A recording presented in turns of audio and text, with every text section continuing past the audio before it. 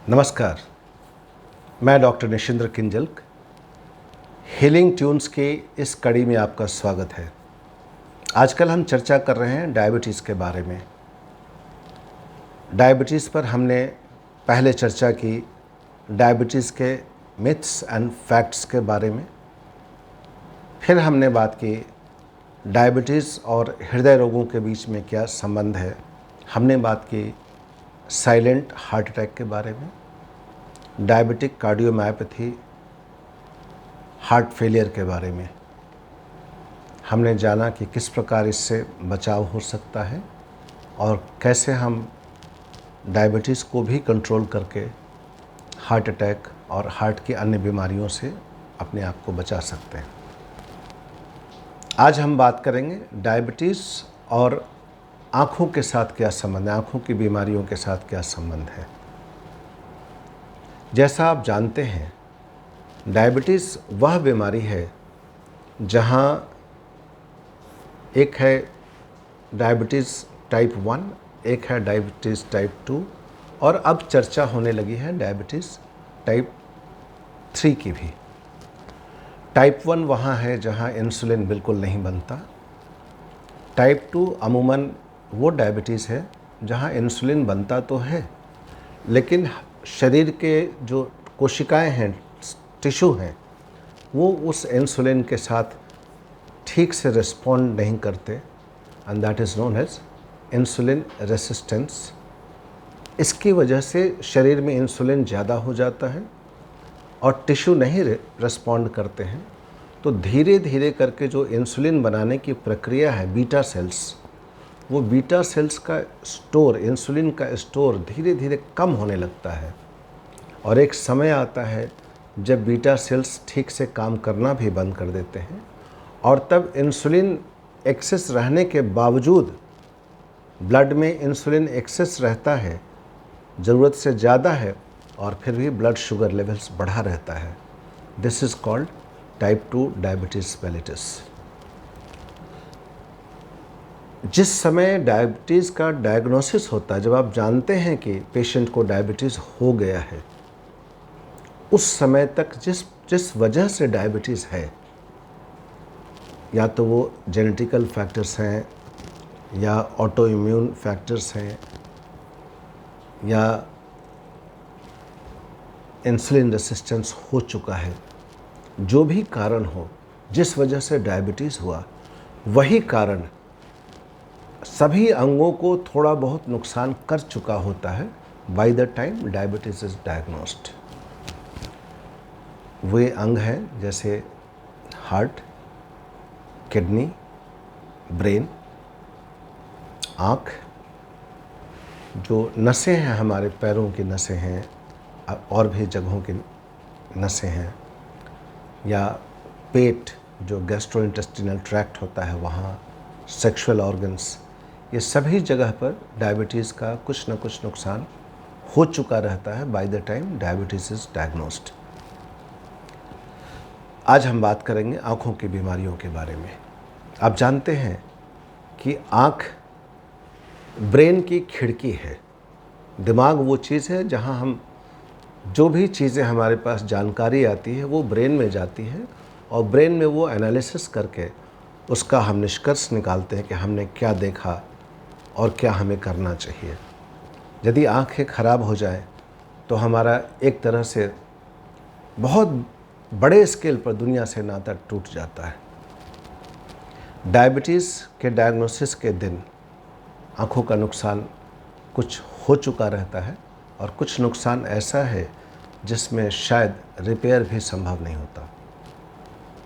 तो मित्रों, हमें कोशिश करना चाहिए कि हम पहले डायबिटीज़ को भी पहचानें और डायबिटीज़ से आँख को नुकसान हुआ है या नहीं हुआ है इसे भी पहचान लें।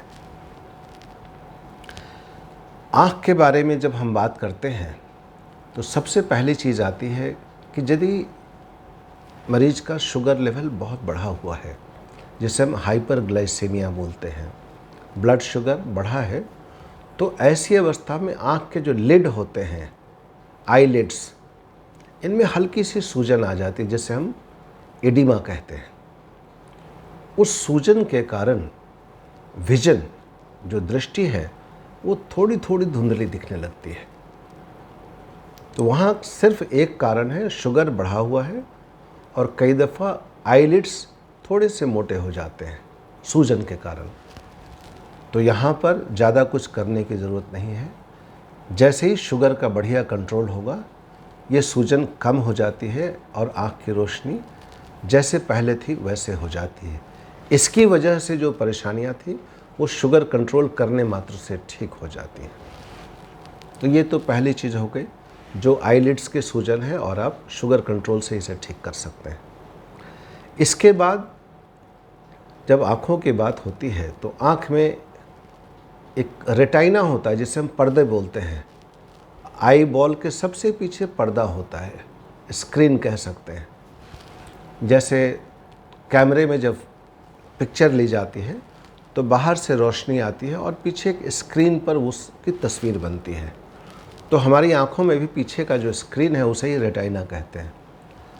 उसी रेटाइना पे तस्वीर बनती है और वहाँ से ऑप्टिक नर्व के माध्यम से ये ब्रेन में जाती है और तब ब्रेन बताता है हमें कि ये किस चीज़ की तस्वीर बनी।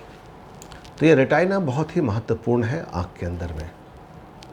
तो जब डायबिटीज़ बहुत समय तक रह जाता है तो रेटाइना में कुछ चेंजेस आ जाते हैं, जिससे हम स्टेज 1, स्टेज 2, स्टेज 3 डायबिटिक रेटाइनोपैथी कहते हैं।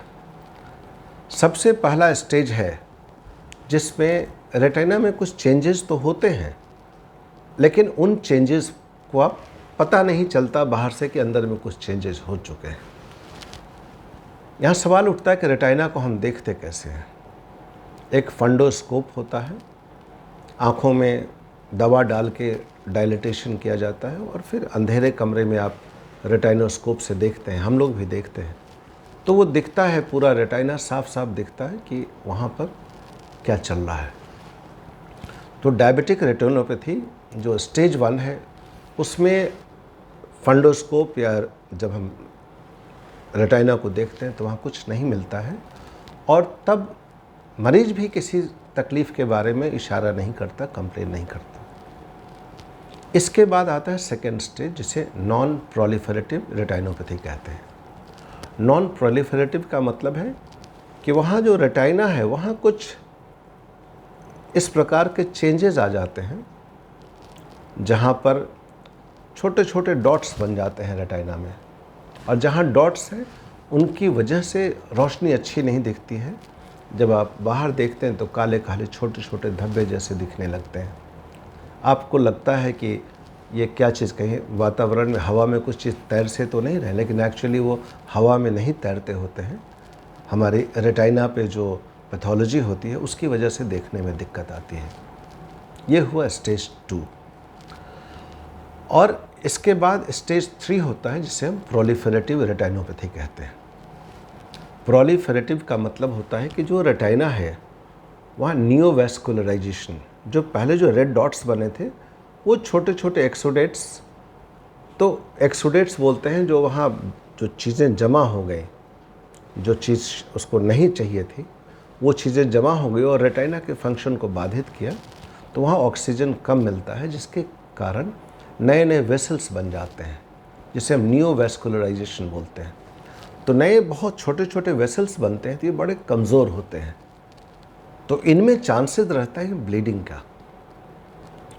तो थोड़ी सी भी ब्लीडिंग हो गई तो वहाँ पर हेमरेज हो जाता है। तो इन सब का इलाज अब सामने आ चुका है लेसर के माध्यम से, फोटोकोएगुलेशन के माध्यम से। आई स्पेशलिस्ट इनका इलाज बहुत आसानी से कर लेते हैं। तो डायबिटिक रेटिनोपैथी स्टेज 1, 2, 3 ये हम रेगुलर फंडोस्कोपी के माध्यम से जान सकते हैं। इसके बाद एक मैकुलर एडिमा होता है। मैकुलर एडिमा का मतलब हुआ कि जो रेटाइना है उसमें एक छोटा सा इलाका होता है जिसे मैकुला कहते हैं। ये रेटाइना का समझे तो वो पूरे रेटाइना का वो जान है, प्राण है या बिल्कुल केंद्र बिंदु है। वहाँ पर आप लोगों ने थोड़ी बहुत जानकारी होगी कि रॉड्स एंड कोन्स होते हैं, वहाँ कोन्स ज़्यादा होते हैं जो रंगों के बारे में बताते हैं, जो हम जो रंगों में डिफ्रेंशिएशन कर पाते हैं, वो उन्हीं कोन्स की वजह से कर पाते हैं। और तस्वीरें भी जो शार्प दिखती हैं, उन्हीं कोन्स की वजह से दिखती हैं, और वहाँ से वो ऑप्टिक नर्व के माध्यम से ब्रेन में चली जाती हैं। तो शुगर के मरीजों में कई दफ़ा मैकुलर एडिमा हो जाता है। जहाँ मैकुला है वहाँ पर थोड़ा सा पानी जमा हो जाता है, तो तस्वीरें धुंधली होने लगती हैं, क्योंकि जो इमेज बाहर से आ रही है वो शार्प नहीं बनती हैं, वहाँ धुंधली इमेजेस बनती हैं, तो कलर भी अच्छा नहीं दिखेगा, शार्पनेस भी घट जाती है। तो ये मैकुलर एडिमा कहते हैं। इसका भी इलाज अब होने लगा है, बशर्ते आप इसे समय पर डायग्नोस कर पाएँ। तो अभी तक आपने देखा लिड्स की swelling, diabetic retinopathy, macular oedema, और इसके बाद कैटरैक्ट, जिसे मोतियाबिंद कहा जाता है। आँख के अंदर एक लेंस होता है, चूँकि पूरे बाहर से बहुत दूर से रोशनी आ रही है, चीज़ों के प्रतिबिंब आ रहे हैं, उसको बहुत छोटे से एरिया पर उसकी तस्वीर बननी है आँख के अंदर में, रेटिना पे। तो बाहर से इतना बड़ा इलाका हम देख रहे हैं और आँख पर बिल्कुल छोटे से इलाके में तस्वीर बननी है, तो वहाँ लेंस चाहिए ताकि वो कन्वर्ज होकर वहाँ तस्वीर बने। वही लेंस हमारे आँख के अंदर में होता है जो बाहर से दिखता है, और ये लेंस जब धुंधला होने लगता है या इसकी पारदर्शिता घटती है, ट्रांसपेरेंसी घटती है, तो कहा जाता है कि मोतियाबिंद हो गया या कैटरैक्ट हो गया। डायबिटीज़ के मरीजों में ये कैटरैक्ट की प्रक्रिया समय से पहले चालू हो जाती है। जहाँ नॉर्मल आदमी में जब कैटरैक्ट बनता, उससे पहले डायबिटीज़ के मरीजों में कैटरैक्ट बन जाता है। तो ये भी जानना ज़रूरी है कि हम शुगर को कंट्रोल रखें या डायबिटीज़ का डायग्नोसिस समय से पहले कर लें, तो कैटरैक्ट से भी अपने मरीज़ को हम बचा सकते हैं। और अंत में ग्लूकोमा, बोलचाल की भाषा में कई दफ़ा इसे काला मोतियाबिंद भी कहते हैं। ग्लूकोमा का अर्थ होता है आँख के अंदर प्रेशर का बढ़ जाना। जिस तरह आप ब्लड प्रेशर हाथ में देखते हैं, वैसे आँख के अंदर भी प्रेशर देखा जाता है, जिसे इंट्राओकुलर प्रेशर कहा जाता है। और तो और मशीन के माध्यम से, टोनोमीट्री के माध्यम से ये प्रेशर देखा जाता है। हम अपनी उंगलियों के माध्यम से भी इस प्रेशर को देख सकते हैं, इस आँख पर ऐसे करके देख सकते हैं। तो ये प्रेशर का बढ़ जाना बतलाता है कि आँख के अंदर में सिक्रेशन ज़्यादा हो रहा है एक्वस ह्यूमर का, और जो सिक्रेशन हुआ वो शायद निकल नहीं पा रहा है पूरे से। तो आँख में जब प्रेशर बढ़ता है तो इसका सबसे पहला प्रभाव होता है कि फील्ड विजन। फील्ड विजन का मतलब है हमारे जो हम देख रहे हैं, तो बिल्कुल जो पेरिफेरी का जो विजन है, दाहिने बाएं ऊपर और नीचे का किनारा जो देखते हैं, वो सिकुड़ने लगता है। तो हमारा फील्ड सिकुड़ के छोटा हो जाता है विजन का। तो इसे कई दफ़ा टनल विजन भी बोलते हैं। और यही ग्लूकोमा यदि बढ़ जाए तो और भी समस्याएं हो सकती है, जैसे आँख में दर्द हो जाता है, आँखें लाल हो जाती हैं और अचानक से आँख की रोशनी भी जा सकती है। तो ये सारी चीज़ें हैं जो आँख में हो सकती हैं, अन्य लोगों में भी होती हैं, लेकिन डायबिटिक रेटिनोपैथी तो डायबिटीज़ वाले पेशेंट की ही वो पहचान है। तो हम कर क्या सकते हैं इसके बारे में? जब पहली बार डायबिटीज़ का जब डायग्नोसिस होता है, चाहे वो टाइप 1 डायबिटीज़ हो या टाइप 2 डायबिटीज़ हो, डायबिटीज़ का जब भी डायग्नोसिस हो, उस समय जो डायबिटीज़ के जो स्पेशलिस्ट डॉक्टर हैं, वे खुद से फंडोस्कोप करके आँखों के अंदर झांक कर देख सकते हैं कि आँख की रेटिना की क्या स्थिति है। उसके बाद ये ज़रूरी होता है कि आँखों के किसी विशेषज्ञ डॉक्टर से मिलें, और वहाँ 2-3 चीज़ें देखी जाती हैं। आँख के अंदर का जो प्रेशर है, जिसे इंट्राओकुलर प्रेशर हमने कहा, वो प्रेशर देखना चाहिए, रेटिना देखनी चाहिए, और साथ में रिफ्रैक्शन। रिफ्रैक्शन का मतलब हुआ जो हम चश्मे का पावर देखते हैं, वो देखना चाहिए। कई दफ़ा आँख की तकलीफ़ बढ़ रही है, ये सिर्फ इससे मालूम पड़ जाता है कि बहुत कम समय में आँख के चश्मे का पावर चेंज हो रहा है। इसका मतलब है कि आँख के अंदर कुछ ऐसी बीमारी चल रही है जो जल्दी जल्दी पावर चेंज करना पड़ रहा है। तो आँख के डॉक्टर ये 2-3 चीज़ देखते हैं।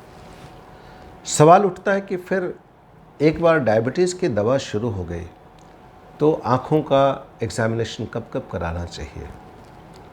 यदि तो आपको आँख में कोई दिक्कत नहीं है मरीज़ को और डायबिटीज़ का इलाज चल रहा है तो आइडियली स्पीकिंग साल में एक बार आँख का चेकअप डॉक्टर से, आई स्पेशलिस्ट से ज़रूर कराना चाहिए। कम से कम रेटाइना की देखभाल ज़रूर करनी चाहिए और आँख के प्रेशर ज़रूर देखना चाहिए। और एक बात और मैं बता दूं कि आँखों में जो डैमेज आता है सामने से, टारगेट ऑर्गन डैमेज कहते हैं। तो ये टारगेट ऑर्गन डैमेज या ये डायग्नोस करना कि डायबिटिक रेटिनोपैथी एडवांस स्टेज में आ चुका है, यह अपने आप में इशारा करता है कि ये पेशेंट में एक बहुत बड़ा रिस्क फैक्टर आ चुका है साइलेंट हार्ट अटैक के लिए, हार्ट फेलियर के लिए और किडनी फेलियर के लिए भी, किडनी इंजरी के लिए भी। तो ये आँख का रेटिनोपैथी सिर्फ आँख के लिए ही नहीं ज़रूरी है, ये इशारा करता है, अलर्ट करता है, ये एक मार्कर है कि आप अलर्ट हो जाए इस पेशेंट के बारे में। इसके अंदर टारगेट ऑर्गन डैमेज शुरू हो चुके हैं। तो अन्य टारगेट भी अछूते नहीं होंगे, kidney, heart, brain, sexual organs. और सबसे खतरनाक इसमें होता है साइलेंट हार्ट अटैक। सो दोस्तों, आज आपने समझा आँखों के बारे में। सबसे बड़ा चीज़ हम ये कर सकते हैं कि यदि डायबिटीज़, ब्लड शुगर को कंट्रोल में रखें, पहले डायग्नोस करें, पहले कंट्रोल कर लें और आँखों को साल में एक बार ज़रूर एग्जामिन करते रहें और करवाते रहें आई स्पेशलिस्ट से।